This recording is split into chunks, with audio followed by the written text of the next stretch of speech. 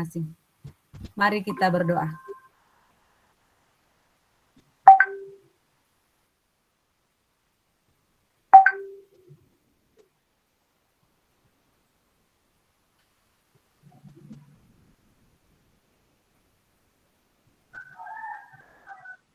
Amin. Baik, kita masuk pada acara yang ketiga, yaitu pengantar dari pengurus KGBN Tanah Toraja yang akan diwakili oleh Bapak Markus Era, SPD. Kepada Bapak disilakan. Ya, terima kasih kepada Ibu IMSI yang telah memberikan kesempatan kepada saya selaku pengurus Komunitas Guru Belajar Nusantara Kabupaten Tanah Toraja, mewakili pengurus untuk memberikan pengantar pada pertemuan virtual kita pada sore ini. Sebelum saya memberikan pengantar, izinkan saya untuk menyapa selamat sore Ibu Dias Pujihara, selamat datang di Tanah Toraja melalui virtual dengan hormat. Ya. Pengurus Komunitas Guru Belajar Nusantara Tanah Toraja yang saya hormati, ada Bapak Ketua dan seksi yang lain. Selanjutnya rekan-rekan Bapak Ibu sekolah dan guru-guru hebat yang boleh meluangkan waktu bersama pada sore ini dalam mendengarkan pemaparan materi yang akan disampaikan nanti oleh Ibu Dias.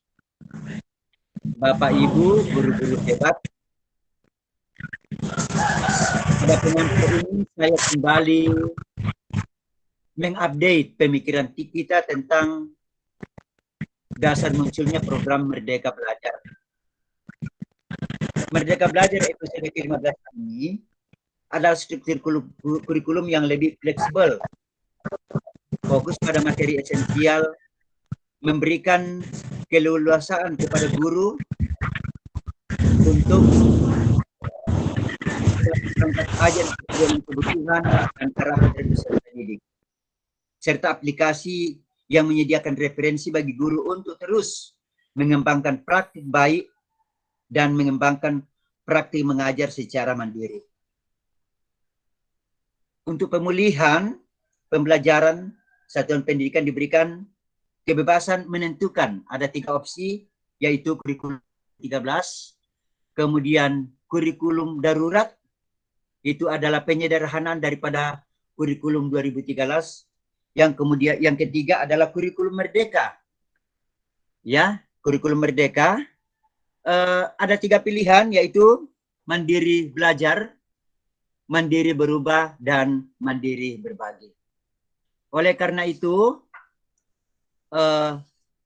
KGBN Tanah Toraja pada saat ini kita sudah melakukan temu pendidik yang kelima, di mana pada temu pendidik yang pertama itu dihadiri langsung oleh Bapak Kepala Dinas Pendidikan Kabupaten Tanah Toraja, temu pendidik yang ketiga oleh Ibu Titi sebagai Kabid Pendidikan dan Kurikulum, selanjutnya sosialisasi yang dilakukan di kantor Dinas Pendidikan Kabupaten Tanah Toraja di aula dinas, di mana melibatkan sekolah-sekolah calon guru penggerak, dan ini semua dilakukan oleh Komunitas Guru Belajar Nusantara Tanah Toraja.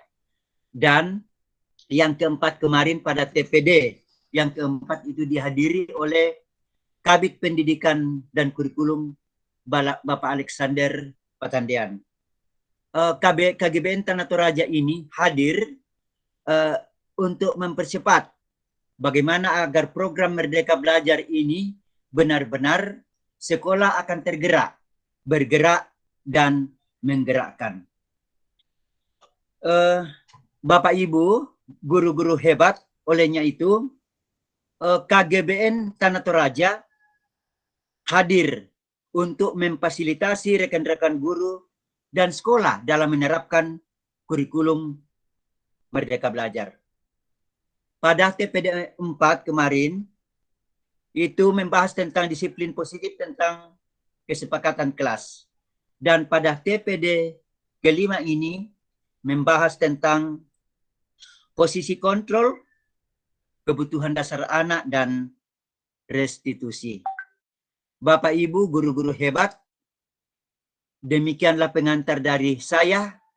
Kita akan senantiasa semangat untuk senantiasa memberikan praktik yang baik dalam pembelajaran di sekolah kita masing-masing. Sekian dan terima kasih. Ya, terima kasih kesempatan telah diberikan kepada Bapak Markus Era untuk menyampaikan pengantar dari pengurus KGBN Tanah Toraja. Sekarang kita akan masuk pada kegiatan inti, yaitu pemaparan materi yang akan disampaikan oleh Ibu Dias Fujihara, penggerak KGBN Pekalongan, dan akan dipandu oleh moderator kita dari pengurus KGBN, yakni Bapak Ilyas Kalalembang. Kepada Bapak, saya silakan. Oke, baik. Terima kasih Bu Guru Anastasia. Selamat sore. Ya, selamat sore teman-teman, Bapak Ibu guru hebat. Bagaimana kabarnya teman-teman sekalian? Sore Pak, baik, sehat. Amin, alhamdulillah. Saya ucapkan salam sejahtera untuk kita semua. Shalom dan assalamualaikum warahmatullahi wabarakatuh. Waalaikumsalam. Baik, yang saya hormati teman-teman pengurus KGBN Tanah Toraja, yang saya hormati Ibu pemateri kita sore hari ini, Ibu Dias. Selamat sore Bu, apa kabarnya? Sore Pak Ilyas, Oke, kabar baik Pak. Luar biasa. Dan tentunya Bapak Ibu guru hebat sebagai partisipan pada kegiatan Temu Pendidik kelima pada sore hari ini yang saya banggakan. Dan tentunya saya juga mengucapkan selamat menjalankan ibadah puasa bagi teman-teman yang menjalankan, dan mungkin persiapan untuk berbuka puasa juga. Terima kasih sudah bergabung teman-teman Bapak Ibu guru hebat sekalian yang baik itu melalui Jimit dan mungkin saja melalui live streaming kita di YouTube KGBN Tanah Toraja. Selamat bergabung untuk belajar dan bergerak bersama menuju Merdeka Belajar. Perkenalkan, saya Ilyas Kalalembang. Saya adalah pengurus KGBN Tanah Toraja, akan memandu TPD 5 ini pada sore hari ini sebagai moderator, di mana saya akan menemani Bapak Ibu, teman-teman sekalian untuk beberapa jam ke depan.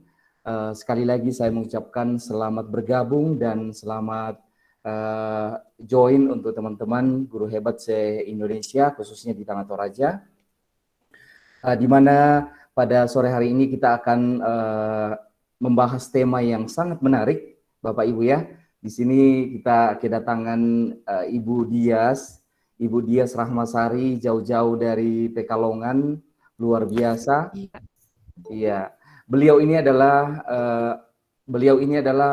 penggerak di komunitas guru belajar Pekalongan, Jawa Tengah, luar biasa ya. Nah, pada topik yang akan kita bahas pada sore hari ini, teman-teman, kita sudah dengarkan tadi dari Ibu Anastasia sebagai host, yaitu disiplin positif seri 2, yaitu guru sekaligus merdeka. Siapa takut? Oh, luar biasa. Guru sekaligus manajer, siapa takut? Oh, luar biasa ya teman-temannya. Nah, materi kita ini akan mengajak teman-teman untuk belajar kembali tentang kebutuhan-kebutuhan dasar yang dibutuhkan oleh murid kita pada saat mereka itu berperilaku tidak pantas. Nah, serta strategi apa yang perlu diterapkan atau diharapkan agar berpihak pada murid. Nah, selanjutnya teman-teman akan belajar tentang suatu posisi dalam menerapkan disiplin yang dinamakan manajer, serta bagaimana seorang manajer menjalankan pendekatan disiplin yang dinamakan restitusi. Nah, di sini teman-teman akan mendalami bagaimana pendekatan restitusi fokus untuk mengembangkan motivasi intrinsik pada murid yang selanjutnya dapat menumbuhkan murid-murid yang bertanggung jawab, mandiri, dan merdeka. Nah, untuk lebih jelasnya teman-teman, Bapak Ibu guru hebat sekalian, ini dia sesi yang kita tunggu-tunggu, yaitu pemaparan materi dari Ibu Dias Rahmasari. Sekali lagi saya perkenalkan, beliau ini adalah tim komunitas Yayasan Guru Belajar dari KGBN Pekalongan, Jawa Tengah. Beliau juga adalah guru SMK Negeri 1 Karangdadap dari Jawa Tengah. Luar biasa, jauh-jauh dari Jawa Tengah untuk mau berbagi kepada kita, kepada teman-teman guru hebat sekalian. Nah, teman-teman sekalian, langsung saja saya akan mempersilahkan Ibu pemateri kita pada sore hari ini. Ibu Dias Rahmasari, sudah siap? Oke, sudah siap, Pak. Oke, baik. Nah, saya persilakan kepada Ibu Dias untuk berbagi kepada kita semua. Kepada Ibu Baik, saya persilakan. Oke, terima kasih Pak Ilyas. Tadi ada Bu Anastasia dan juga ada Pak Markus gitu ya. Selamat sore Bapak Ibu. Assalamualaikum warahmatullahi wabarakatuh. Salam sejahtera untuk kita semua. Shalom, Om Swastiastu, Namo Buddhaya, salam kebajikan. Oke. Terima kasih Bapak Ibu yang sudah hadir pada sore hari ini gitu ya. Meskipun mau menjelang buka puasa untuk Bapak Ibu yang menjalankan ibadah puasa, tapi tetap semangat belajar bersama di sini bareng teman-teman KGBN Tanah Toraja. Ini semangatnya luar biasa sekali. Sudah TPD ke-5 ya Pak Ilyas ya di Iya, Tanah betul Toraja sekali. sendiri. Betul. Mungkin saat ini kita baru bertemu virtual, semoga nanti kita bisa bertemu secara offline ya Bapak Ibu ya. Amin. Semoga KGB Tanah Toraja ini bisa menjadi salah satu tuan rumah nanti di Temu Pendidik Nusantara yang ke-9. Amin. Amin. Udah siap belum nih teman-teman KGB Tanah Toraja buat jadi Siap. tuan rumah TPN? Oke. Materi apa ya, sebenarnya gini sih teman-teman, Temu Pendidik Daerah itu sebenarnya sharing praktik baik dari teman-teman guru yang ada di sini. Itu kayak kalau di TPN tuh kelas kemerdekaan, jadi teman-teman share 15 menit aja untuk berbagi praktik baik, dan biasanya TPD itu tidak ada sesi tanya jawab ya teman-teman, karena apa ya, ini tuh memberikan panggung atau memberikan kesempatan ke guru-guru untuk saling berbagi, untuk berbagi praktek baik, praktek gagal pun sebenarnya bisa juga dibagikan di Temu Pendidik Daerah ini. Jadi TPD sendiri itu nggak harus seseorang yang udah ahli, kemudian yang udah apa ya, udah profesional di bidang itu, tapi justru kita bisa belajar dari sesama guru gitu. Nanti misal Bapak Ibu guru atau teman-teman penggerak KGBN Tanah Toraja yang punya praktek baik gitu ya, bisa aja menghubungi Pak Ilyas. Pak, saya mau share dong praktek baik saya ke teman-teman KGB yang lain. Itu sangat boleh sekali ya Pak Ilyas ya. Kalau misalkan teman-teman punya praktek baik. Tapi saya nggak mau ada sesi tanya jawab Pak di TPD, ya nggak apa-apa. It's okay. Kita berbagi praktek baik yang mungkin nanti bisa di-attempt juga oleh teman-teman yang ada di sekolah lain. Oke. Sore hari ini kita akan membahas tentang guru sekaligus manajer gitu ya. Siapa takut. Nah, saya mikirnya apa ini tentang kesepakatan kelas ya Pak. Terus katanya, oh kesepakatan kelas udah di TPD sebelumnya. Nah, kayaknya Bapak Ibu di sini juga beberapa ada yang sudah mengikuti PGP ya, Pendidikan Guru Penggerak. Lah sementara proses, Bu. Oh, masih proses ya. Sekarang proses. ini modul berapa, Pak? Modul 3.1. Oke, berarti udah dapat ya ini udah lewat tentang disiplin positif ya. Udah lewat udah. Dan kayaknya sih udah apa ya? Udah ngotok apa ya kalau istilah Indonesianya, udah bisa mengaplikasikan itu di kelas kali ya. Mungkin ada juga yang udah mengimplementasikan itu di kelas karena kan ada rencana kan di akhir dari tiap modul itu sendiri. Betul. Saya cuma apa ya, mau berbagi aja sih, mungkin refreshment dari teman-teman yang udah dapat materi ini ya. Sebenarnya sama aja sih ketika teman-teman mengikuti pendidikan guru penggerak bagi yang sudah ikut gitu ya. Nah, tadi sudah dikenalkan, nama saya Dias Rahmasari. Saat ini saya di tim komunitas Yayasan Guru Belajar.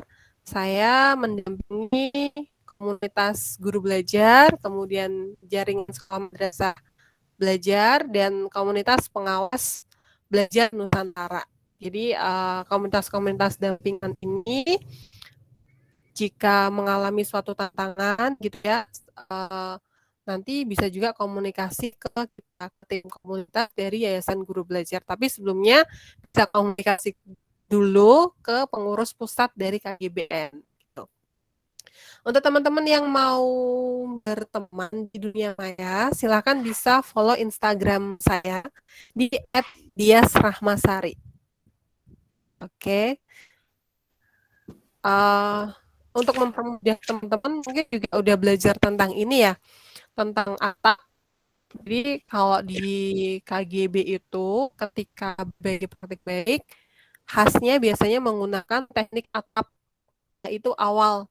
Nah, awal di sini untuk materi sore hari ini, itu saya merasa resah gitu ya, karena murid itu selalu mengulangi kesalahan. Artinya di awal kita udah membuat kesepakatan nih, kemudian tetap aja dilanggar sama murid tersebut gitu kan. Itu yang kadang membuat kita kesel. Terus aku tuh harus gimana ya sebagai guru gitu agar kejadian itu tidak terulang lagi. Kemudian tantangan itu dan adanya hal tersebut menjadikan saya itu kayak dikhianati gitu loh. Kita kan udah sepakat sebelumnya ya anak-anak ya akan komitmen terhadap kesepakatan yang sudah kita lakukan. Tetapi selalu ada satu atau dua murid yang melanggar kesepakatan tersebut. Nah, padahal udah melakukan refleksi Bapak Ibu, tapi tetap aja kembali melanggar kesepakatan tersebut. Kemudian aksi apa sih yang saya lakukan? Aksi yang saya lakukan itu setelah saya belajar tentang posisi kontrol dan juga restitusi ya dari materi disiplin positif, akhirnya saya tuh bercermin atau berefleksi terhadap diri saya sendiri bahwa guru itu perlu berperan sebagai manajer agar murid dapat komitmen nih sama kesepakatan yang sudah dibuat sebelumnya. Nah, kemudian perubahannya apa? Perubahannya setelah saya memposisikan diri sebagai manajer, itu ternyata murid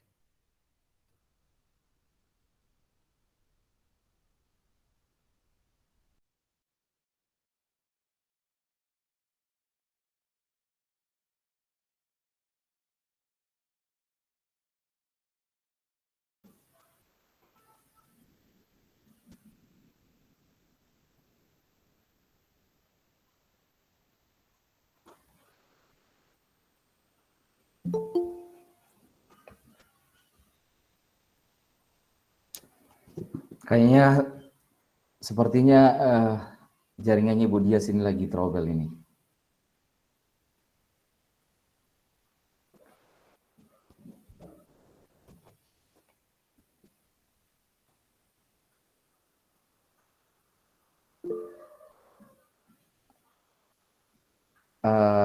Jaringannya Ibu Dias lagi bermasalah Pak Era. Mohon maaf ya teman-teman. Kita tunggu saja, semoga jaringannya kembali stabil.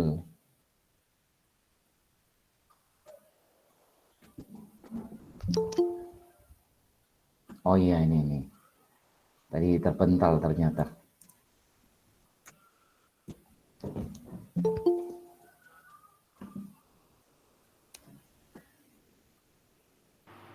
Halo, Pak. Iya, Apa iya Bu. saya terdengar? Iya, suara Tadi kalau kedengaran Bu. Kedengaran. sampai mana ya? Tadi sampai masih di di bagian yang pertama tadi terkait dengan murid yang selalu melanggar. Oh, yang atap ya? Baru sampai situ ya? Yang Ya, setelah menerapkan posisi kontrol Ibu sebagai manajer itu sudah sampai di situ. Oke. Pak Ilyas boleh bantu saya share screen ya. Tadi Boleh, udah boleh. Oke. saya kasih kan ya? Iya, udah. Sebentar ya. Oke. Oke. Ya.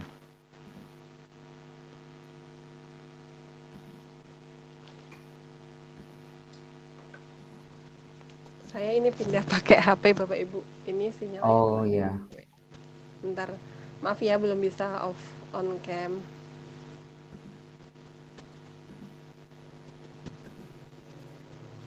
Apakah udah terlihat? Udah ya? Oke, Oke, udah mantap, Pak. mantap. Oke. Bentar ya. Oke. Oke, mungkin Bapak bisa Ilyas diperbesar ya. ya bisa di slideshow Pak. Mungkin biar teman-teman kelihatan. Sorry.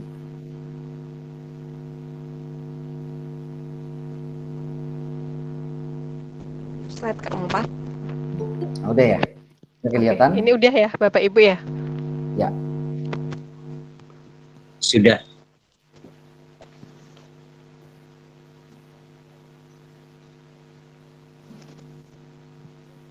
Oke, ini ada salah satu quote dari Bapak Pendidikan yang udah kita kenal ya, Pak Ki Hajar Dewantara, bahwa ketika kita menerapkan budaya positif atau ekosistem positif, itu seperti menanam padi. Nah, kita tuh bisa apa ya, memastikan kondisi tanah, kemudian memelihara tanaman padi, kemudian memberi pupuk dan air, serta membasmi ulat-ulat atau jamur yang mengganggu hidup tanaman pada padi. Begitupun ketika kita memberikan pembelajaran atau menumbuhkan ekosistem positif di sekolah maupun di kelas kita masing-masing. Kita bisa menerapkan budaya itu dimulai dari hal-hal yang kecil, Bapak Ibu. Oke, next aja Pak Ilyas.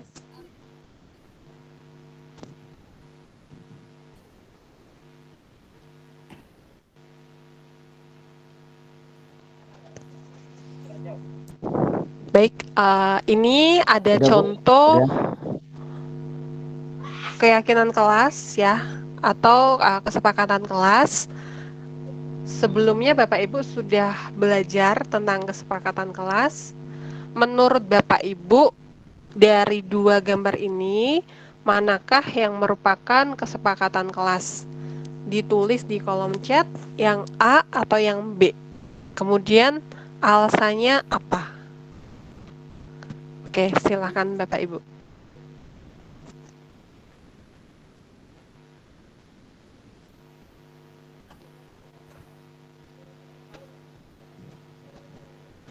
Oke, Bu Haliati udah jawab A.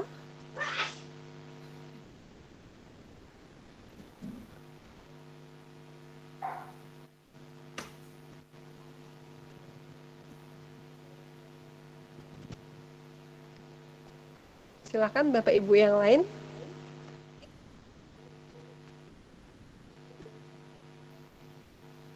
Oke, A. Karena ada nilai-nilai kebajikan. Baik. Mungkin Pak Orival Octavianus bisa on cam? On cam, maksudnya on open microphone, menjelaskan kenapa pilih A. Halo Pak?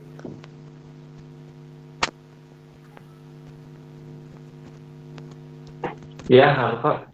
Ya, silakan Pak.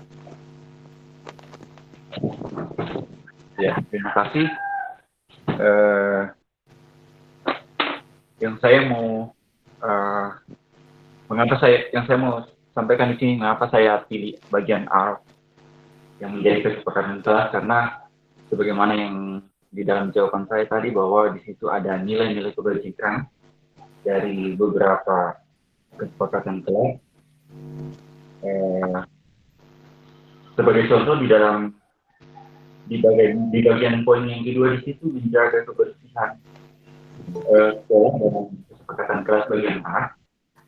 Di situ ada nilai bagian yang harus dicapai oleh warga kelas, yaitu tanggung jawab bagaimana mereka tetap menjaga kebersihan di sekolah mereka. Kemudian selain nilai tanggung jawab yang disebutkan oleh kita di sini adalah disiplin, dari kesepakatan kelas ini ya aktif dalam pelajaran. Mungkin itu yang sebagai contoh nilai kebajikan tadi itu. Oke, kalau yang A nilai kebajikannya yang mana ya Pak? Contoh nilai kebajikannya.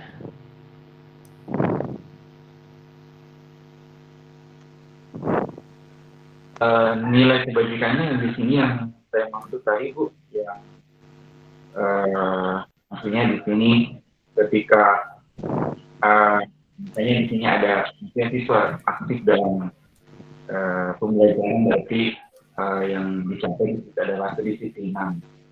Kemudian mengenai menjaga kebersihan sekolah di situ ada nilai yang dicapai itu adalah nilai tanggung jawab. Selain itu ada kesehatan yang menjadi nilai kebajikan dapatkan.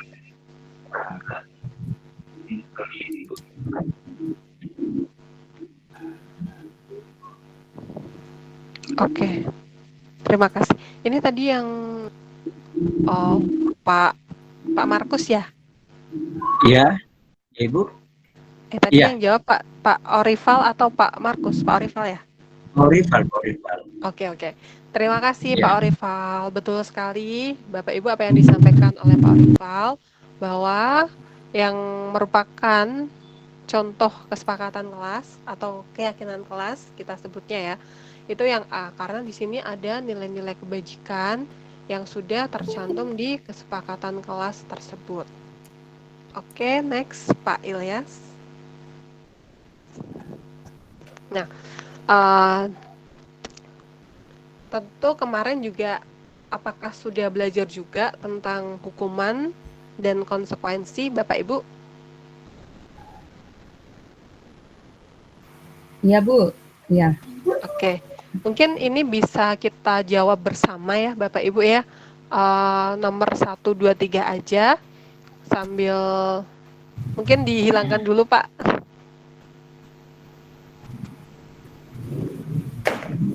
Oke.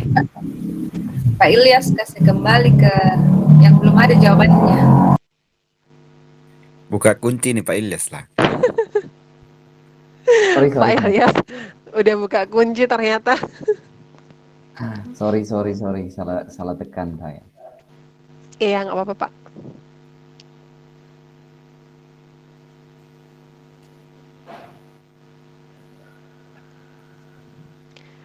Oke, yang pertama itu mencatat 100 kali di dalam buku kalimat, saya tidak akan terlambat lagi, itu merupakan hukuman atau konsekuensi menurut Bapak Ibu?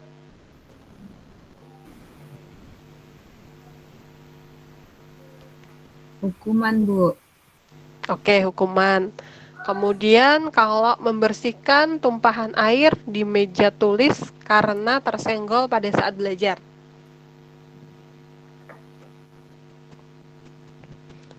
Hukuman atau konsekuensi? Konsekuensi, Bu. Konsekuensi. Oke, konsekuensi ya. Jadi di sini terlihat perbedaannya ya Bapak Ibu ya. Kalau hukuman itu murid mengerjakan sesuatu yang emang tidak relate dengan kesalahan yang dilakukan murid tersebut. Kalau konsekuensi itu murid melakukan hal itu relate dengan kesalahan yang dilakukan. Misalnya murid tersebut menumpahkan air, maka konsekuensinya ya harus membersihkan meja yang tertumpah air tersebut. Bukan malah murid disuruh push up ataupun lari keliling-keliling ke lapangan. Itu merupakan contoh hukuman kalau yang bersifat fisik. Oke, next Pak Ilyas. 100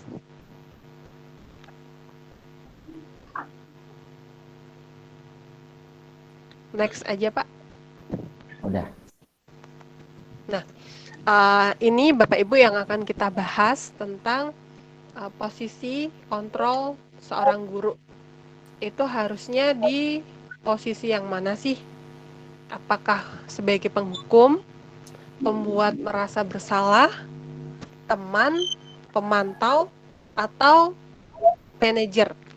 Dulu Bapak Ibu, sebelum saya mengenal yang namanya disiplin positif, yang namanya budaya positif gitu ya, saya berada di posisi 1, yaitu penghukum. Yang mana tiap ada murid yang terlambat, itu saya suruh push up, saya suruh keliling lapangan. Nah, kemudian setelah belajar tentang kesepakatan kelas, tentang budaya positif, perlahan gitu ya, itu pun butuh proses yang nggak cepet gitu ya. Akhirnya sedikit demi sedikit berusaha untuk terus memposisikan diri di bagian manajer. Manajer ini artinya mengajak murid-murid kita untuk berpikir terhadap kesalahan-kesalahan atau mungkin pelanggaran-pelanggaran kesepakatan yang sudah kita buat. Artinya bukan langsung menjudge mereka kalau mereka salah, tapi kita diskusi dengan mereka gitu ya, mengajukan beberapa pertanyaan yang membuat mereka itu mikir. Nah, kalau di penghukum itu biasanya guru berbuat dengan menghardik, nunjuk-nunjuk, kamu itu ya terlambat lagi gitu kan. Kemudian posisi yang kedua membuat merasa bersalah, itu ceramah gitu ya. Ibu tuh kecewa sama kamu, udah berapa kali ibu bilangin tapi tetap aja kamu terlambat lagi gitu. Kemudian posisi sebagai teman itu kayak, ayolah jangan terlambat lagi demi ibu gitu kan. Nah, itu posisi sebagai teman. Kalau sebagai pemantau, itu kamu tahu kan aturannya di sekolah itu seperti apa, harusnya itu datang jam berapa. Nah, itu posisi guru sebagai pemantau. Tapi kalau posisi guru sebagai manajer itu artinya mengajak mereka untuk berpikir, kenapa ya kamu kok hari ini terlambat lagi? Kira-kira apa sih yang membuat kamu terlambat? Oh, karena saya bangun kesiangan. Kira-kira kenapa ya kamu bangun kesiangan? Oh, karena saya tadi malam habis main game, Bu. Oke, biasanya kamu kalau main game itu sehari berapa jam ya? 2 jam. Oh, nah itu yang membuat murid itu merefleksikan kesalahan yang sudah dia lakukan. Nah, posisi kita itu sebaiknya berada di posisi manajer, bukan menjudge atau melabeli mereka, tapi kita juga berusaha untuk menguatkan pribadi murid tersebut, sehingga murid itu meletakkan dirinya sebagai individu yang positif dalam dunia yang berkualitas, gitu ya. Oke. Kalau sebagai penghukum itu, penghukum dan membuat merasa bersalah, itu kontrol dari luar, yaitu menghindari hukuman.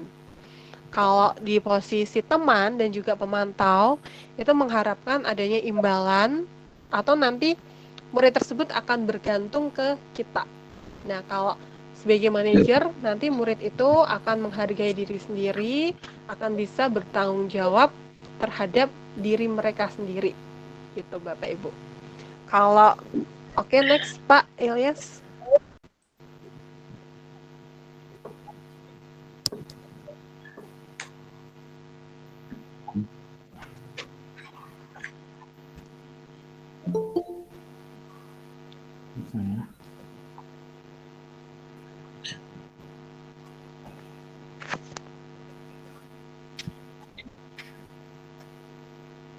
Udah muncul belum, Bu?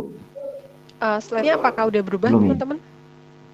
Udah, kalau saya udah. Belum berubah, ini belum. Belum. Oke. Belum ya.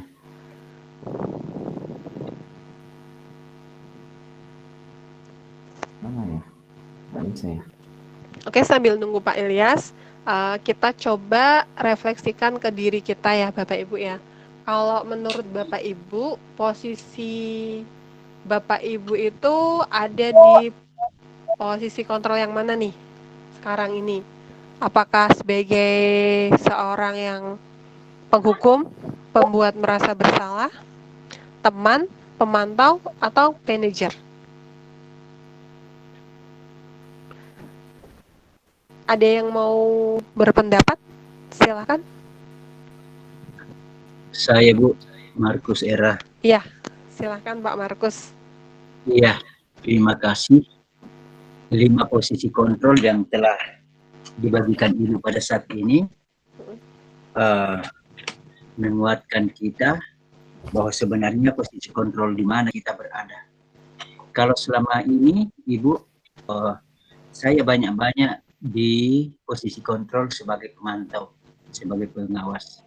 Nah, dan itu nyata sekali dampak negatif yang muncul ketika kita sebagai pemantau.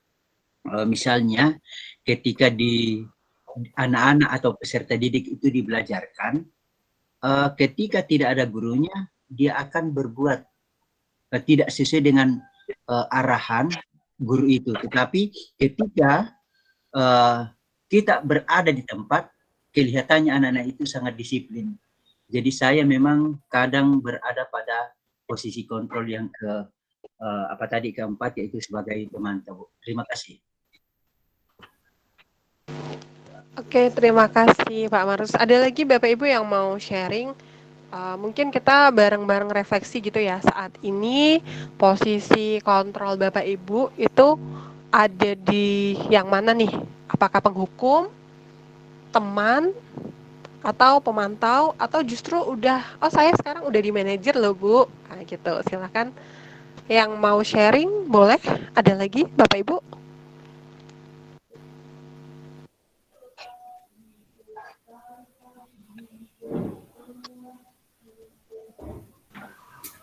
Langsung open mic aja boleh?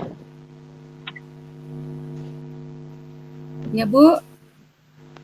Ya, Bu Anastasia, silakan Bu. Ya, terima kasih.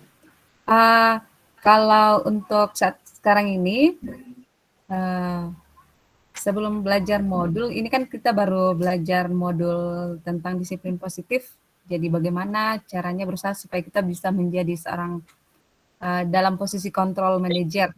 Nah, selama ini tuh kita lebih seringnya, ya, terutama melihat ke diri saya sendiri, untuk mempercepat anak-anak itu untuk tertib, biasanya itu kita lebih ke posisi kontrol penghukum, pemantau, dan kadang-kadang juga kita sebagai teman. Karena dari ketiga posisi kontrol tersebut itu sepertinya dalam jangka waktu pendek bisa membuat anak-anak itu cepat melakukan apa yang kita inginkan. Seperti itu, Bu. Iya. Mungkin itu Bu sharing saya. Jadi kita saat ini lebih banyak ke posisi kontrol sebagai penghukum, sebagai pemantau, dan sebagai kadang-kadang juga menjadi posisi sebagai teman agar anak-anak itu lebih cepat merespon dalam jangka waktu pendek. Ya, seperti itu. Terima kasih. Oke, terima kasih Bu Anastasia. Baik, minta tolong next Pak Ilyas.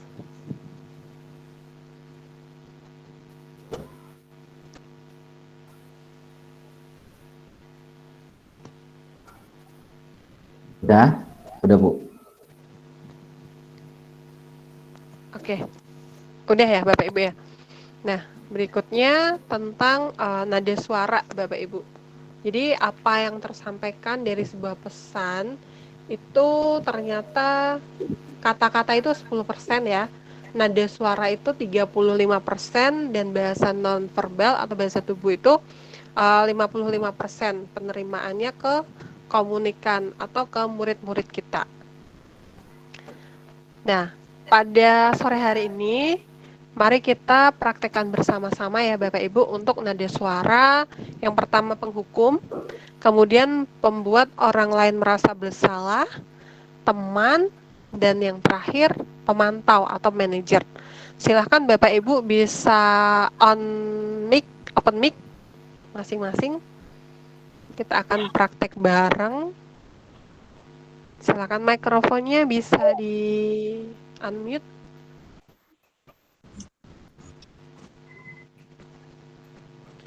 Yang pertama kita akan praktek nada suara untuk posisi kontrol penghukum. Nah, ini. Boleh di next, Pak Ilyas.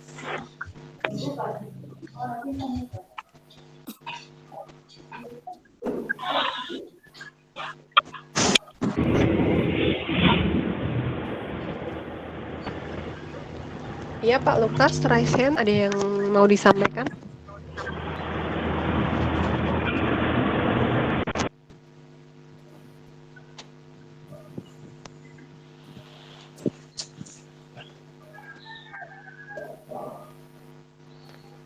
Oke, sudah siap Bapak Ibu?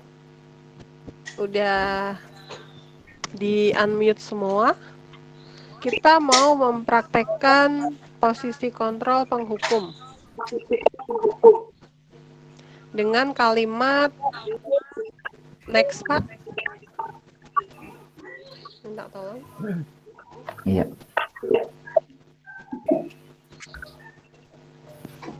Kalimatnya apa yang kamu mau.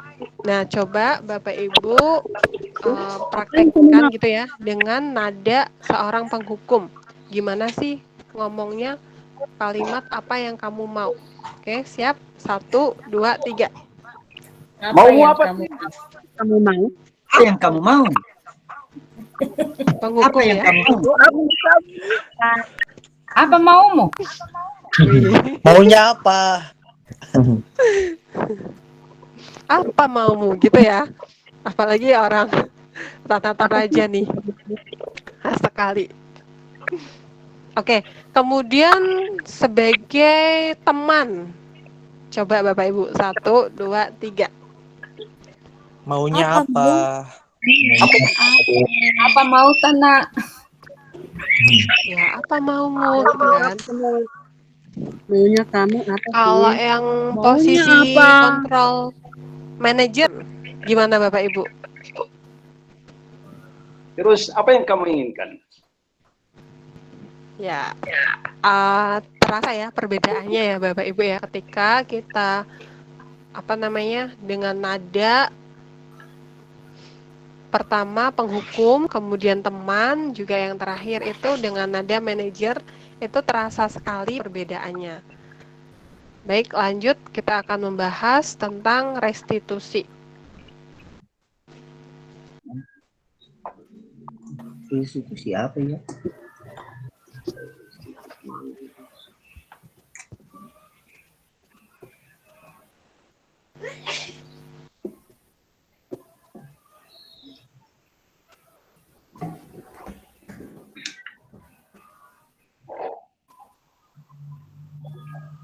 Sudah Bu? Udah?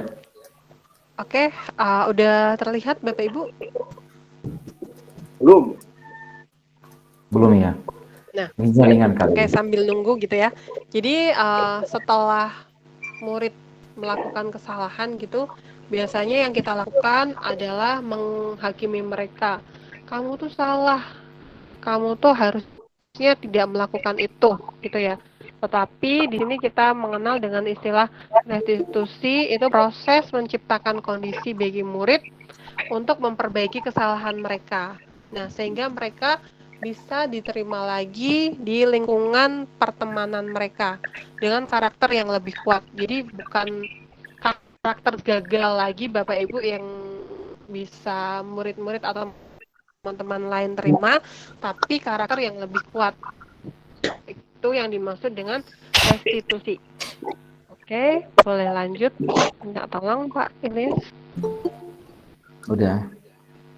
Tapi kayaknya nih, udah tampil. Oh, udah. Ciri restitusi itu bukan penebusan kesalahan ya, Bapak Ibu ya, tapi kita belajar dari kesalahan tersebut.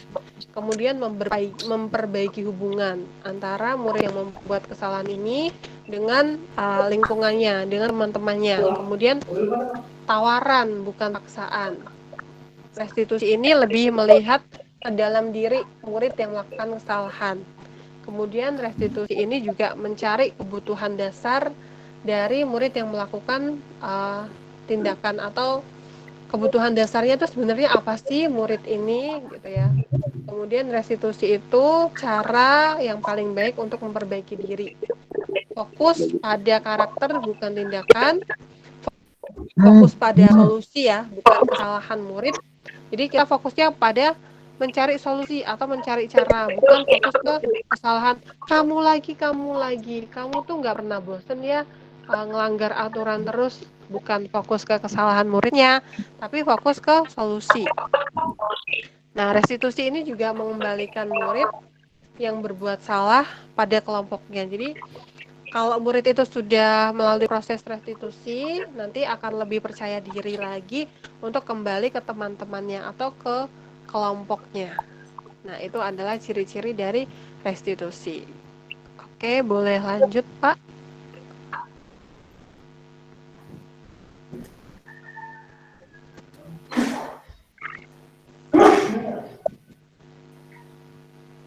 Oke, kita mengenal dengan segitiga restitusi ya, Bapak Ibu ya. Yang pertama yang dilakukan itu menstabilkan identitas. Nah, ini untuk membuat murid yang merasa gagal karena berbuat salah menjadi positif terhadap dirinya. Jadi kita perlu nih stabilkan identitasnya murid itu terlebih dahulu. Bahwa berbuat salah itu hal yang manusiawi. Tidak apa-apa, manusia itu bukan orang yang sempurna. Jadi ketika mungkin murid berbuat salah itu ya, bukan kita menyalahkan tadi yang sudah saya sampaikan, tapi di sini kita mencoba untuk menstabilkan identitasnya, bahwa murid itu bukan manusia yang gagal karena melakukan suatu kesalahan. Nggak apa-apa kok kamu melanggar peraturan, itu tuh perbuatan manusiawi juga. Tapi gimana kamu mau bangkit dan juga kamu mau merefleksikan diri apa yang sudah kamu lakukan, gitu, bukan menyalahkan dirimu sendiri secara terus-menerus. Nah, ini yang dimaksud dengan menstabilkan identitas. Bapak Ibu, suara saya apakah masih terdengar? Iya, masih kedengaran, Bu. Oke, masih. Ibu. Cuma videonya hilang ya.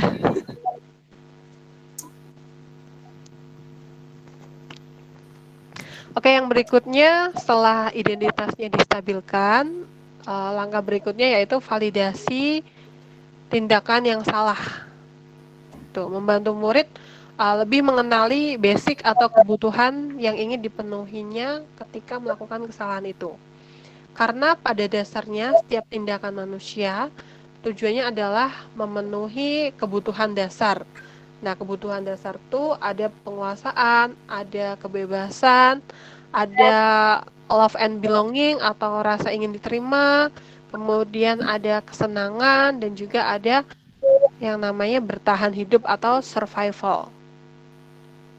Misalnya kita bisa berkata ke murid untuk validasi tindakan yang salah. Kamu bisa saja kan melakukan hal yang lebih buruk, tapi kamu tidak melakukannya.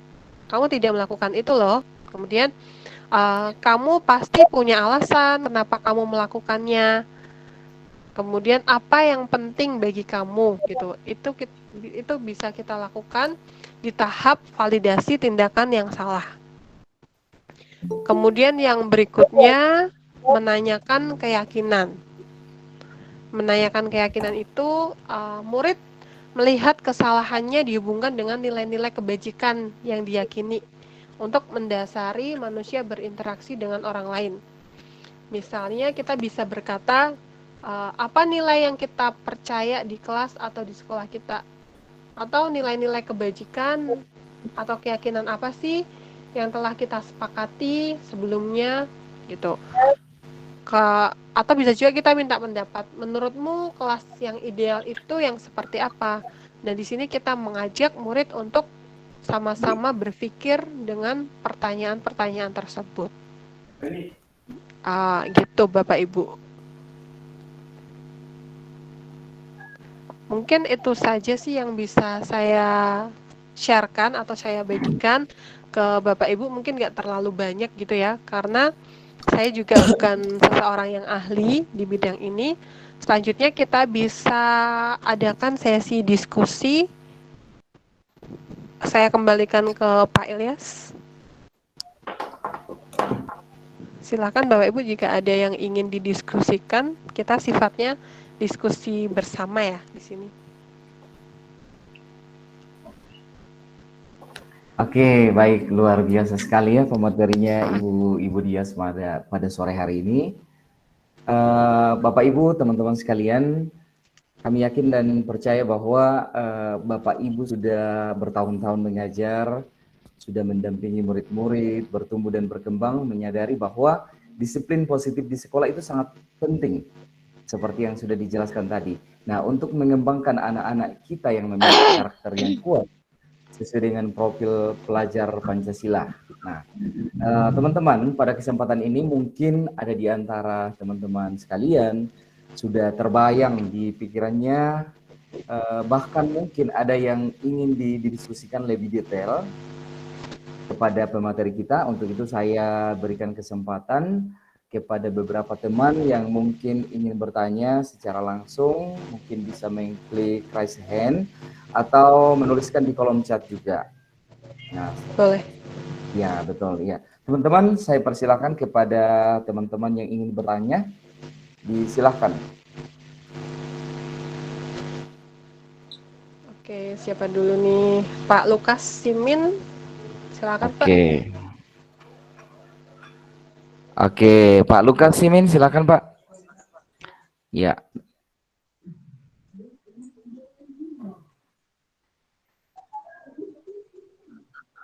Pak Lukas. Oke, kalau Pak Lukas masih mungkin belum mendengar suara saya persilakan Bisa kepada lewat Pak Muhammad Aris. bisa? Pak Aris Permana. Ya, Pak Aris ya. Oke. Ya, Pak Muhammad Aris Permana. Iya, selamat sore. Selamat sore, Sore, Pak. Bapak. Ya, kebetulan saya kawannya Pak Ilyas ini, Bu. Oh iya. Pak Ilyas bawa kawan. Ya betul, iya. Ya, izin bertanya, Ibu. Ya, silakan Pak. Ini kan di 9 ciri-ciri restitusi ya, Bu ya. Saya belum paham terkait yang 6.9. Restitusi mengembalikan murid yang berbuat salah pada kelompoknya maksudnya seperti apa ya, Bu ya? Oke. Itu yang pertama. Mungkin yang kedua, restitusi fokus pada karakter bukan tindakan. Maksudnya lebih cenderung ke karakter si anak atau seperti apa? Mungkin itu saja, Bu. Terima kasih. Oke, terima kasih Pak atas pertanyaannya. Ya, sama-sama Ibu. Ada yang punya pendapat mungkin Bapak Ibu? Yang udah belajar modul ini nih. Pasti udah pernah menerapkan juga kan untuk Bapak Ibu PGP. Kalau Pak Aris, apakah ikut PGP juga Pak? Baru mau. Oke. Mungkin sharing nih bisa jadiin ajang sharing gitu ya. Siapa yang udah ikut betul. PGP dan udah menerapkan hal ini, silakan boleh loh. Langsung open mic aja. Ditunggu. Ayo, mana rencana aksinya nih? Ayo Pak Ilyas tanggung jawab. Yang udah belajar modul gitu ya. Iya bener Bu. Aduh, saya baru belajar pisan gitu. Siap. Pak Aris, asli Sunda ya? Ya. Asli Sunda? Apa asli Iya, Tanah Toraja?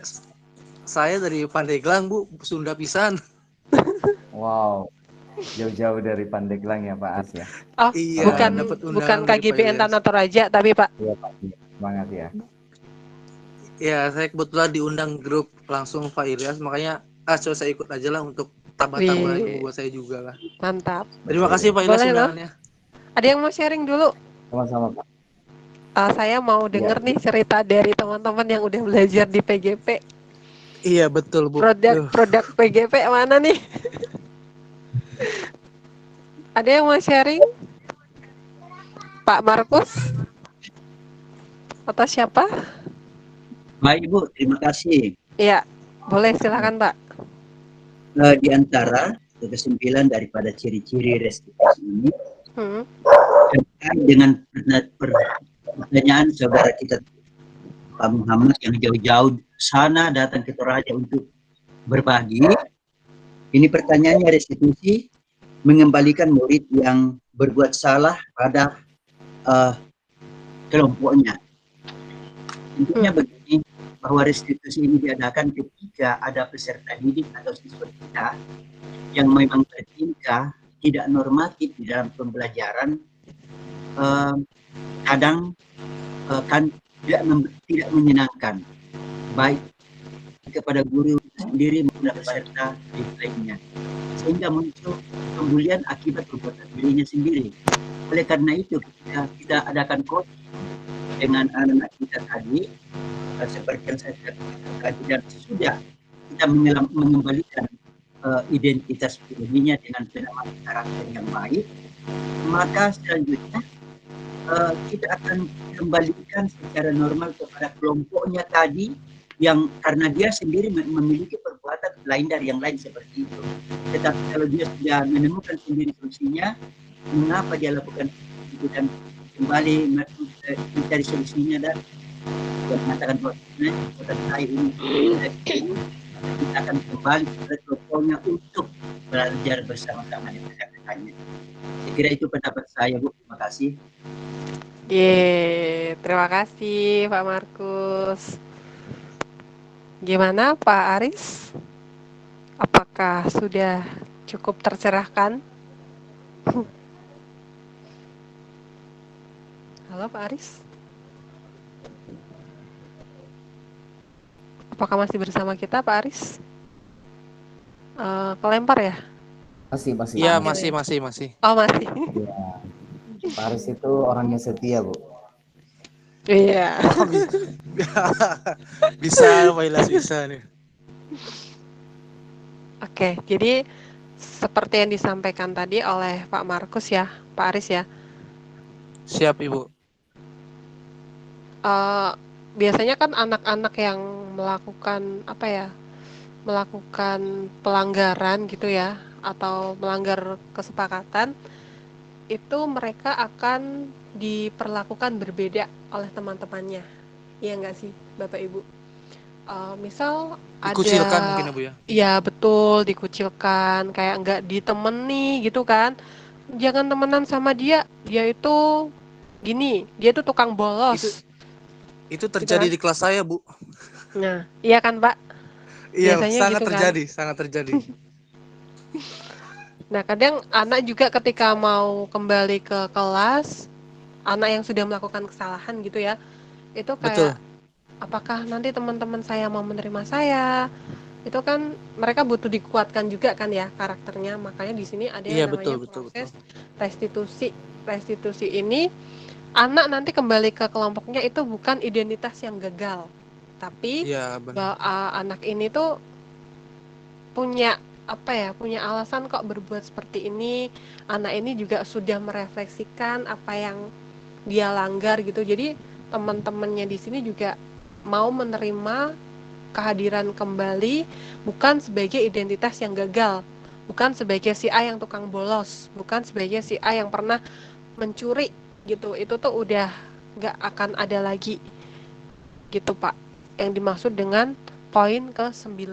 Jadi kita fokusnya ke karakter, menguatkan karakter anak itu, untuk kita ajak refleksi dengan pertanyaan-pertanyaan yang mungkin anak itu juga ikut mikir gitu Pak. Jadi solusinya bukan langsung dari kita, tapi anak itu kita ajak mikir gitu Pak Aris. Siap. Oke, terima kasih Pak Aris. Sama-sama Ibu. Iya, terima kasih Pak Aris, pertanyaannya luar biasa sekali. Luar biasa sekali nih. Iya. Mungkin ada lagi dari teman-teman, Pak Oripal. Tadi sempat raise hand ya. Mungkin Pak Rival tadi mau ikut pendapat juga kayaknya. Oh gitu ya. Iya. Silakan Pak Ya, Rival. Iya. ya, terima kasih Pak Ilyas. Terima kasih Bu Dias. Ya, Siap. sama-sama Pak. Mungkin yang saya ini tidak berbeda dengan apa yang dikatakan oleh Bu Dias, bahwa dengan adanya restitusi ini, bagaimana supaya siswa itu bisa, bagaimana supaya publik itu bisa kembali pada kelompoknya, seperti yang ditanyakan pada sama Pak Aris tadi ya, kalau saya tidak salah. Ya, betul.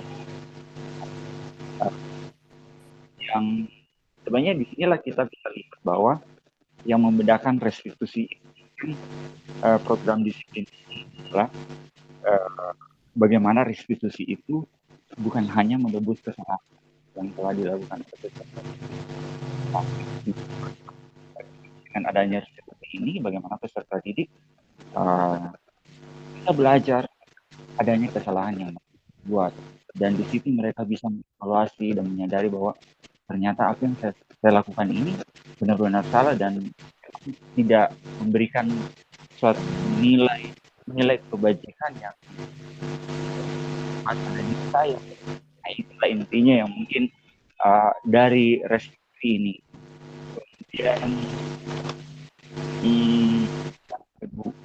Kemudian yang kedua,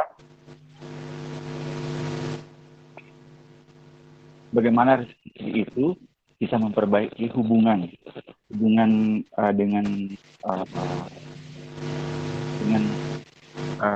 mungkin antar peserta didik, kemudian peserta didik dengan guru. Jadi dengan ini yang tadi bahwa kembali kepada kelompoknya, kita dapat kembali kepada kelompoknya, itulah yang saya katakan tadi bahwa bagaimana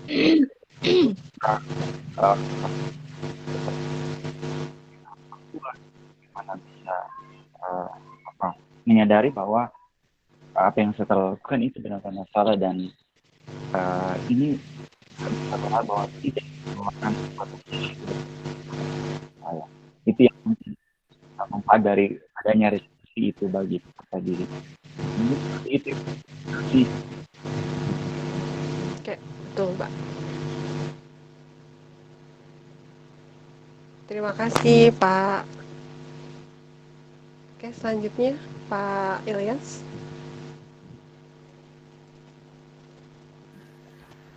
Oke, baik, terima kasih Pak Oripal, luar biasa sekali penjelasannya Pak Oripal tadi.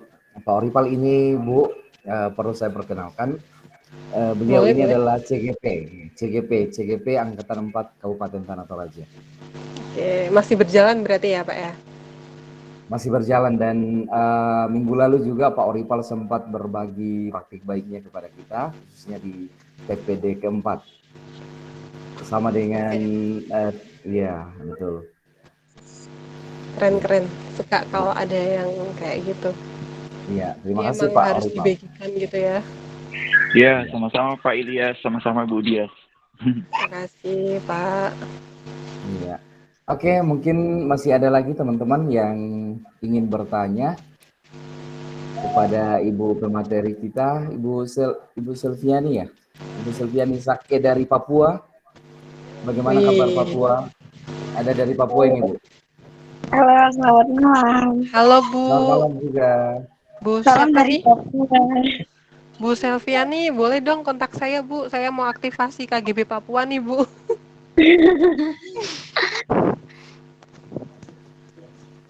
Ya silakan Bu Sel. Papuanya di mana Bu? Ya, Papuanya di mana? di Timika. Oh di Timika, baik. Boleh Bu, silakan.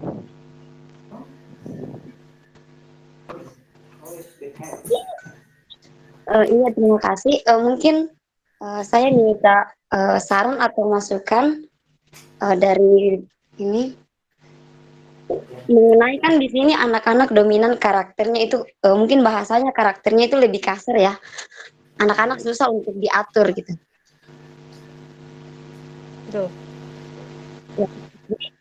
Kira-kira apa solusinya, atau apakah ada cara efektif yang dapat saya lakukan sebagai pendidik di sini untuk mengontrol anak-anak yang memang pada dasarnya contohnya dalam kehidupan sehari-hari itu mereka itu sering sekali datang terlambat dan berikan kita sebagai menjadikan maksudnya saya sebagai pengajar sudah memposisikan diri sebagai tadi yang 5 posisi kontrol itu kadang-kadang menjadi kontrol juga kadang-kadang juga sudah menjadi manajemen tapi anak-anak yang memang yang keras sampai saat ada yang belum aktif yang dapat saya lakukan untuk bisa merubah anak-anak ini. Oke. Oke, baik, terima kasih Bu Selvi. Pertanyaan yang luar biasa nih Bu, Ibu Dias. Iya. Saya persilakan langsung aja Bu Dias untuk menjelaskan, silakan. Oke, halo Bu Selviani. Emang ya Bu ya, kayak setiap daerah itu punya culture yang berbeda-beda, ya nggak sih Bapak Ibu? Bu Selvi asli Papua berarti Bu? Mohon maaf. Saya dari Toraja. Oh, oke. Dari Toraja kemudian ngajar di Papua. Ya, betul. Oke, udah berapa lama Bu ngajar di Papua? Kurang lebih 2 bulan. Ini masuk 3 bulan. Oh, baru 3 bulan ini berarti ya Bu ya? 13 tahun.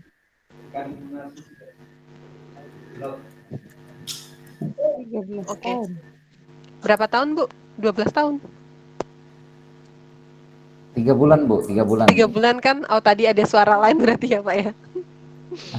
Ibu. Oke, baik.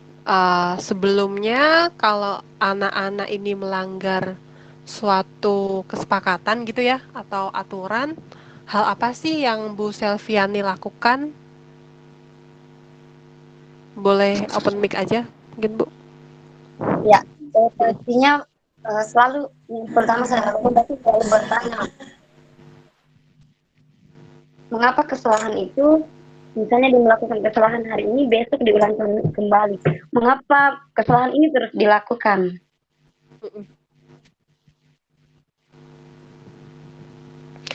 Oke, sebelumnya apakah sudah pernah membuat kesepakatan bersama Bu?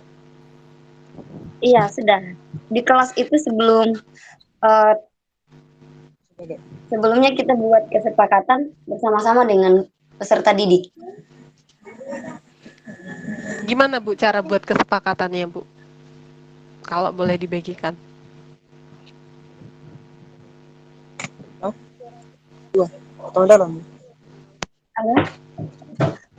Ya, boleh Bu, silakan. Cara membuat kesepakatan yang Ibu lakukan bagaimana dengan anak-anak?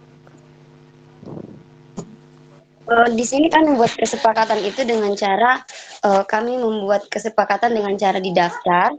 Maksudnya misalkan kami membuat setiap hari anak-anak harus datang tepat waktu. Misalkan itu kesepakatan pertama. Yang kedua, itu dari Ibu atau dari anak-anak? Iya. Itu kalimat itu dari Bu Selvi atau dari anak-anak?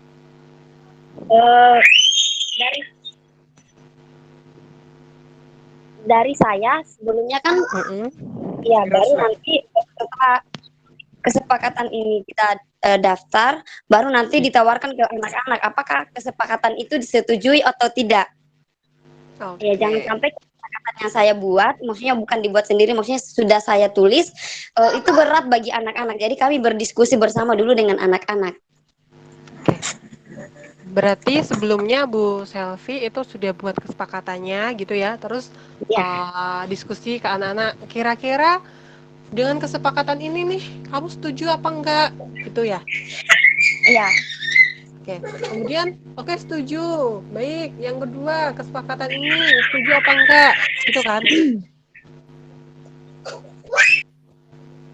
Oke, gini mungkin ini juga saya pernah dengar ya. Teman-teman cerita dari teman-teman yang ada di timur waktu saya ngisi sesi modul 1.4 di daerah Papua juga Bapak Ibu ada yang ya seperti ini di sini tuh nggak bisa Bu kalau nggak pakai rotan itu mereka nggak mau nurut gitu ya kalau nggak di rotan, itu mereka nggak akan diem, nggak akan komitmen. Nah, tapi ada salah satu CGP Bapak Ibu yang cerita, bisa kok ternyata ini diterapkan di timur, di anak-anak Papua gitu. Kita, yang pertama kita harus percaya ke murid kita bahwa mereka itu bertanggung jawab dan berkomitmen. Nah, untuk proses pembuatan kesepakatannya, mungkin bisa dimulai dengan why dulu, Bu. Anak-anak kira-kira kelas seperti apa sih yang kamu inginkan, yang membuat kamu itu ingin belajar. Nah, itu bisa didiskusikan ke anak. Jadi prosesnya tuh bukan kita sudah membuat list kesepakatan, baru nanti anak-anak tinggal sepakat, tidak sepakat gitu. Tapi saya ingin kelas yang tenang, saya ingin kelas yang aktif, tapi tetap bisa belajar. Nah, itu baru bisa didiskusikan kesepakatannya. Kalau mereka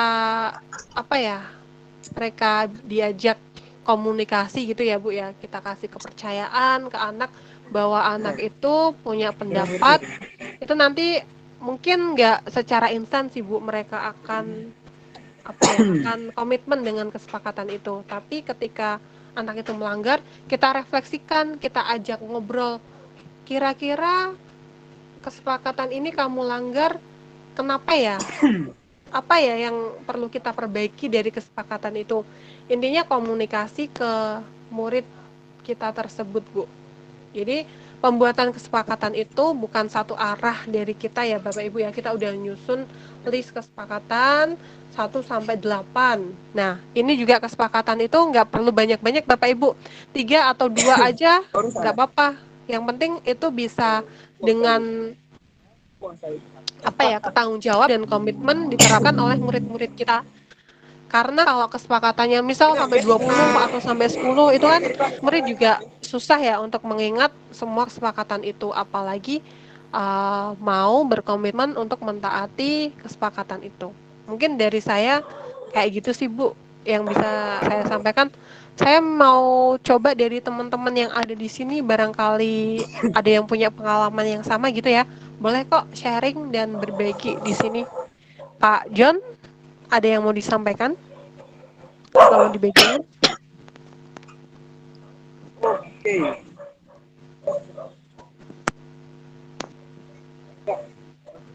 Bapak ini. Boleh? Halo Pak John. Silakan Pak.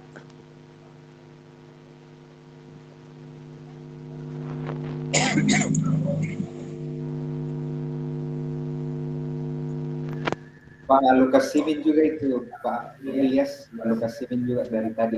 Iya, Pak Lukas Simin dari tadi yang raise hand, tapi tadi nggak ada suaranya ya Pak Ilyas ya? Betul ya. Ini Dari tadi kita ke diberikan kesempatan Pak. Pak Lukas. Kegiatan apa John? Pak John ada yang mau disampaikan? Itu ndak ada ujam ya? Itu ndak lah, ya? Mungkin terpencet kali ya. Raise-nya. Halo Pak John. Ya, mungkin dari Pak Lukas dulu. Halo Pak Lukas, gimana? Saya kira tidak sengajaan Bapak Ilyas, Pak Lukas gitu ya. dengan Pak John mungkin pegang jadi baik saja dulu. Kita lanjut. Oke. Gimana Bu Selviani? Kalau dari saya seperti itu sih Bu, mungkin bisa dicoba gitu ya Bu, direfleksikan, ngobrol sama murid-muridnya, kita kayak kasih kepercayaan gitu sih ke mereka. Emang butuh proses ya Bu ya, apalagi baru 2 atau 3 bulan, itu lama-kelamaan kita percaya kalau murid kita itu bisa gitu Bu. Iya, terima kasih. Iya, baik. Terima kasih Ibu Dias penjelasannya kepada Ibu Selvi. Mungkin ada lagi, ada Pak Lewi ya, Pak Danar. Silakan Pak Danar. Iya, terima kasih Pak Ilyas. Ini saya mau tanyakan Ibu Dias. Perkenalkan saya Danar. Ya, kemarin waktu saya cerita-cerita dengan teman, ada yang menanyakan seperti ini, Bu. Kalau kita sudah menerapkan yang namanya disiplin positif dalam kelas, sementara ada 1-2 orang anak yang masih terus-menerus melakukan pelanggaran terhadap kesepakatan kelas itu. Ya, artinya kita sudah menerapkan disiplin positif baik itu keyakinan kelas, restitusi, posisi kontrol guru, tetapi masih ada saja yang terus berulang melakukannya. Seperti itu, Bu. Bagaimana dengan situasi seperti ini? Apakah penerapan dari disiplin positifnya yang salah, atau ada yang keliru, atau solusinya seperti apa? Terima kasih, Bu Dias.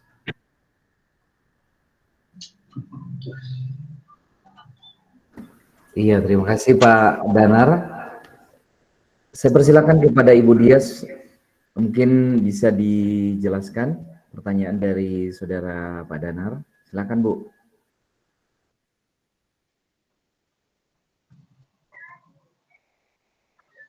Halo, Ibu Dias. Oh, ke-mute, maaf.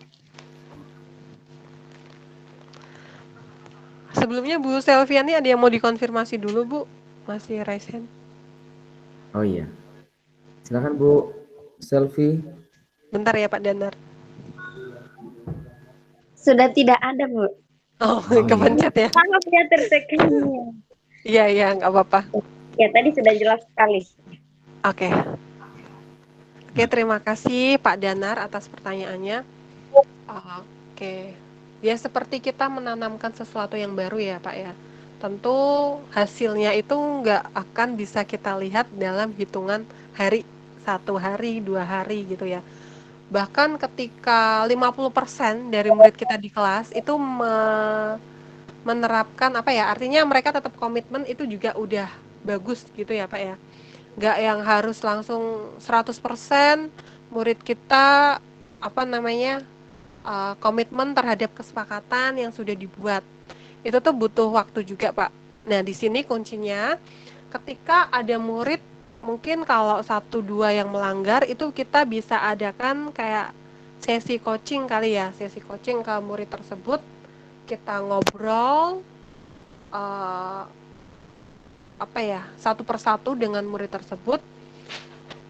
Apa sih yang mereka inginkan? Kita refleksikan bareng kesepakatan yang sudah dibuat. Kira-kira bisa jadi mereka belum selesai Pak dengan kebutuhan dasar mereka.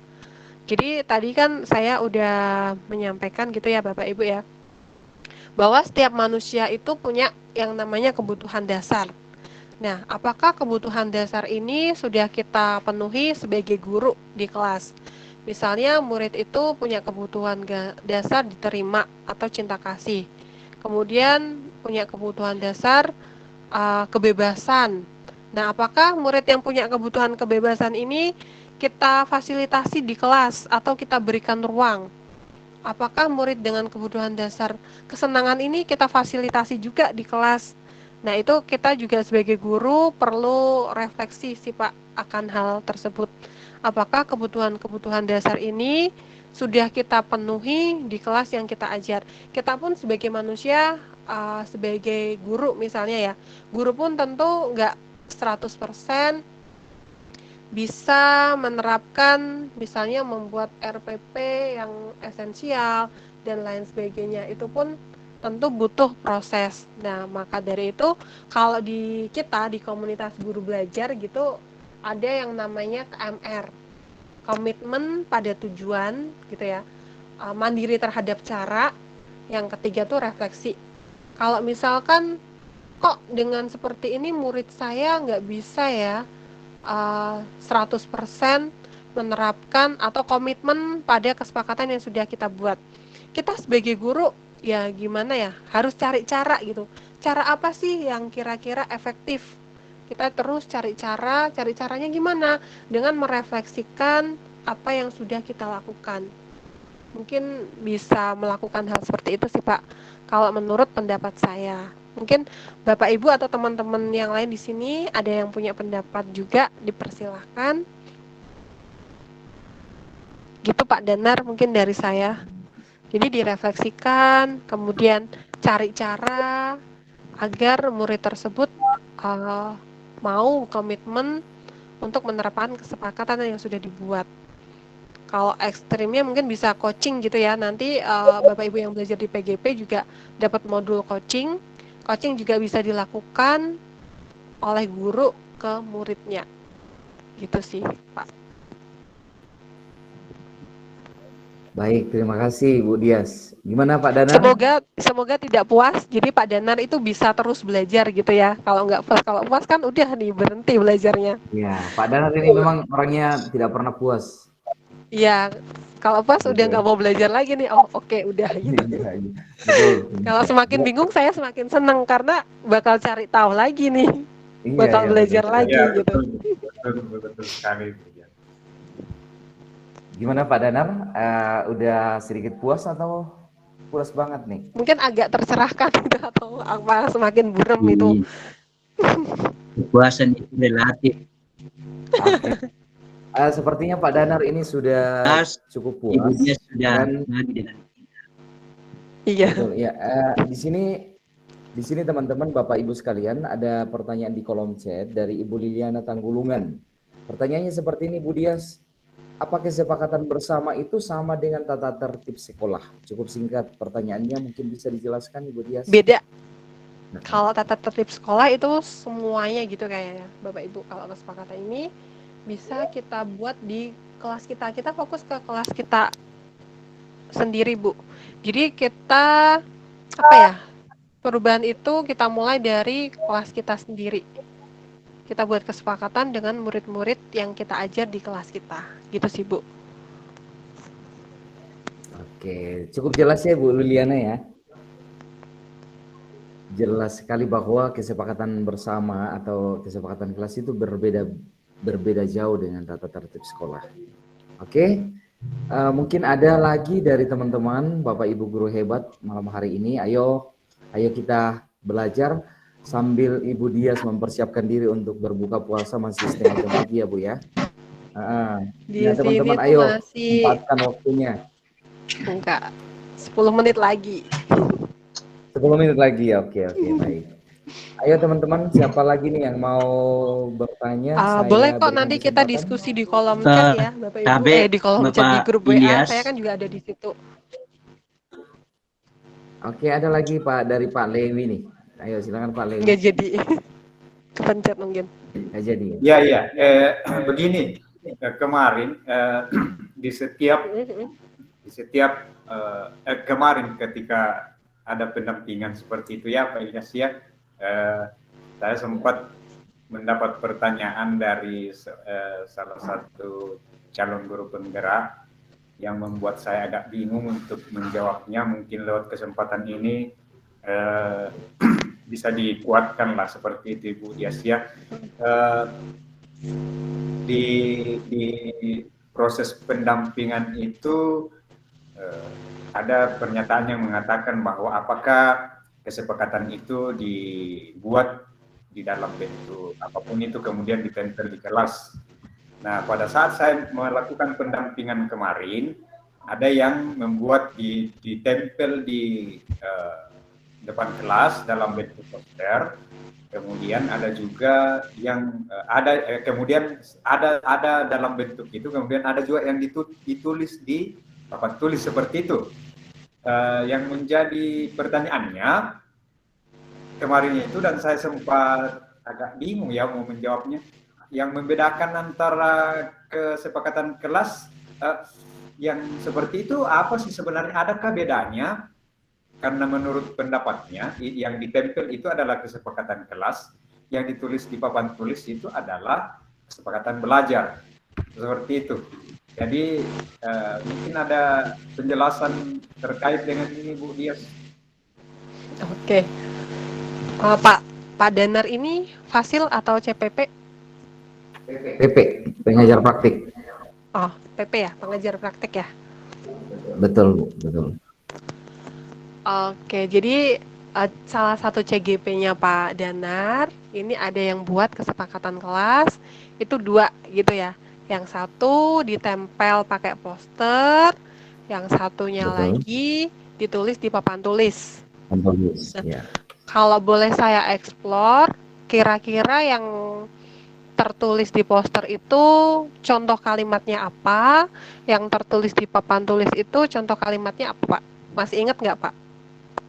1 atau 2 aja gitu. Ya, yang apa ya? Yang tertempel di papan di dinding itu, di poster itu satu contohnya ya, hadir tepat waktu seperti itu.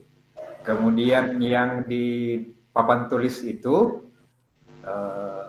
menghargai teman yang saling menghargai seperti itu. Intinya saling menghargai. Ya, seperti itu Bu Dias. Oke. Kalau dibuat 2 gitu, kira-kira yang kita ingat itu semakin tambah banyak nggak sih, Pak? Sebagai murid ya, Bapak Ibu ya?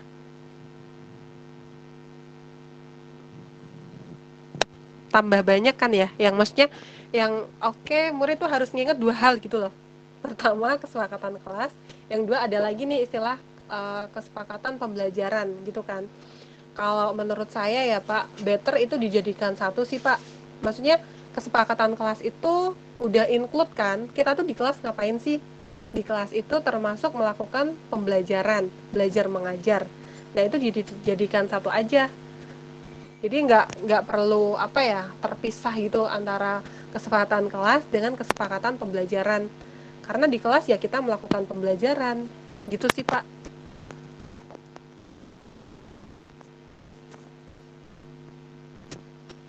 Gimana Pak Danar? Betul sekali Pak. Mana Pak Danar? Iya. Jadi mungkin kalau seperti itu agak bingung juga siswa ya Bu ya, mau melihat yang mana yang mau diikuti karena sudah ada di ini. Ya. Jadi ya artinya seperti ini Bu Dias. Mungkin persepsinya yang saya dampingi kemarin itu mengatakan bahwa ada perbedaan seperti itu, makanya dia membuat kedua-duanya seperti itu. Tapi kalau memang sama, ya harusnya seperti itu Bu Dias, karena jangan sampai mereka bingung, siswa bingung karena yang mana yang mau diikuti, yang di papan atau yang di Iya. Terima kasih penjelasannya Bu Dias. Iya, sama-sama Pak Danar. Di tempat saya udah maghrib. Pak Ilyas silakan. Oke, baik. Terima kasih Pak Danar dan Ibu Dias juga sudah menjelaskan. Teman-teman, gimana? Masih ada lagi yang ingin bertanya?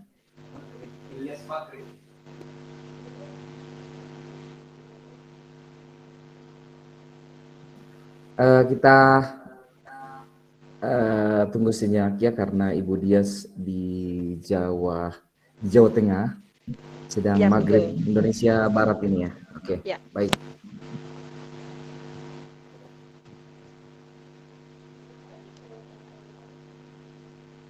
Ya, ada pertanyaan juga ya dari Ibu Liliana.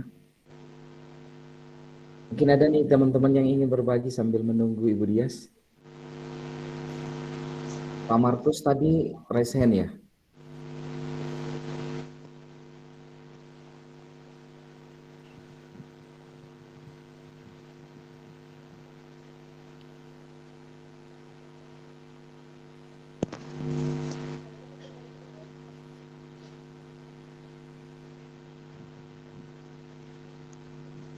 Oke, sudah nggak ada ya, Bapak Ibu. Ada lagi?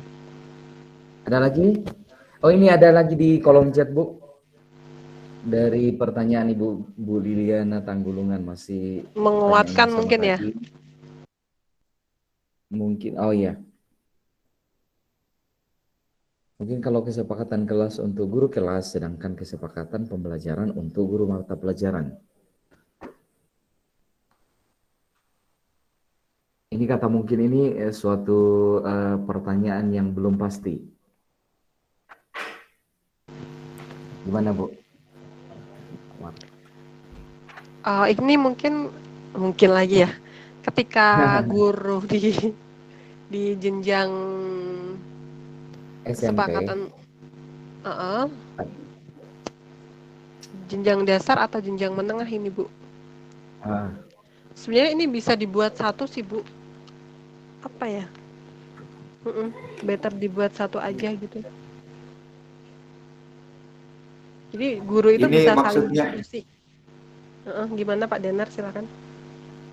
maksudnya ini kan kalau di guru kelas itu untuk SD, Bu, hanya satu orang yang masuk, dia mengampu semua mata pelajaran. Jadi kalau di jenjang SMP dan SMA itu masing-masing mata materi pelajaran yang masuk. Jadi agak bergantian guru yang masuk. Tetapi kalau menurut saya ini kan kesepakatan bukan dari gurunya ya, Bu ya. Jadi tetap dari peserta didik, jadi tetap itu yang kita gunakan sebagai kesepakatan kelas.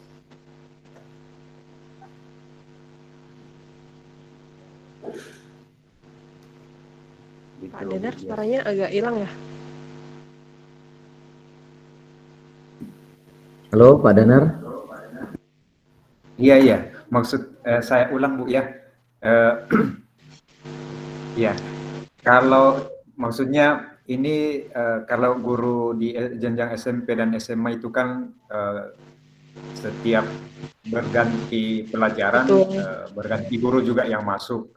Tetapi kalau menurut saya kan kesepakatan kelas ini bukan dari gurunya yang membuat, tetapi semua itu dari siswa, dari murid ya.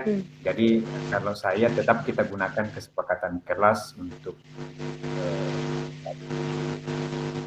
kelas itu, seperti itu. Ya, betul. Terima kasih Pak Danar. Iya, terima kasih Pak Danar. Iya, mungkin dari teman-teman. Halo. Halo, selamat malam teman-teman. Oke, ada Pak Orival lagi ya. Iya, sudah raise hand. Langsung saja Pak Orival. Silakan. Terima kasih. Benar yang dikatakan oleh Pak Danar tadi bahwa kesepakatan kelas itu bersama semua warga kelas dan juga semua guru, baik itu guru kelas maupun guru mata pelajaran. Karena ketika kita membuat kesepakatan kelas itu, ini berasal dari peserta didik itu sendiri. Dan setelah kesepakatan kelas ini sudah terbentuk atau kita sudah buat bersama dengan peserta didik dan kita sudah tanda tangani sebagai tanggung jawab kita bahwa kita akan melaksanakan kesepakatan kelas ini, maka kita sebagai guru di sini atau sebagai pendidik di sini, bagaimana kita memotivasi peserta didik untuk bertanggung jawab untuk melakukan kesepakatan kelas ini. Baik itu ketika guru kelas itu yang hadir di kelas mereka ataupun guru yang lain, apakah itu guru mata pelajaran yang disampaikan oleh Ibu siapa tadi? Mohon maaf, Ibu siapa ya, Bu? Yang bertanya tadi? Bu Liliana. Jadi yang mana? Yang di kolom chat tadi, Bu. Iya, Bu Liliana. Jadi, iya, Bu Liliana Pak Olival. Iya, Bu Liliana. Jadi kembali saya menyampaikan bahwa kesepakatan kelas ini memang berlaku sebagai pun dan karena kesepakatan kelas itu intinya tadi yang dikatakan Pak Danar bahwa kesepakatan kelas ini munculnya dari tadi seperti itu. Ya, terima kasih Bu. Baik, terima kasih Pak Orival penjelasannya. Gimana Ibu Dias? Oke. Mungkin sudah cukup ya?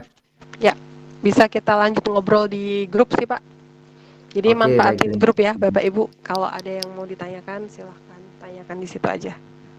Oke, baik. Terima kasih atas penjelasan dari Ibu Dias dan juga teman-teman sudah berbagi tentang praktik baiknya, di mana dalam membangun disiplin positif, kita telah meninjau lebih dalam tentang strategi menumbuhkan lingkungan positif, kemudian menerapkan strategi Bapak Ibu dalam praktik disiplin di sekolah, bukan hanya sebuah ilusi, namun betul-betul sungguh-sungguh mampu mengontrol murid-murid kita di kelas. Nah, serta memfasilitasi kebutuhan-kebutuhan dasar yang dibutuhkan seorang murid pada saat mereka berperilaku tidak pantas, serta strategi yang perlu diterapkan yang sesuai dengan kondisi murid atau sesuai dengan atau berpihak pada murid.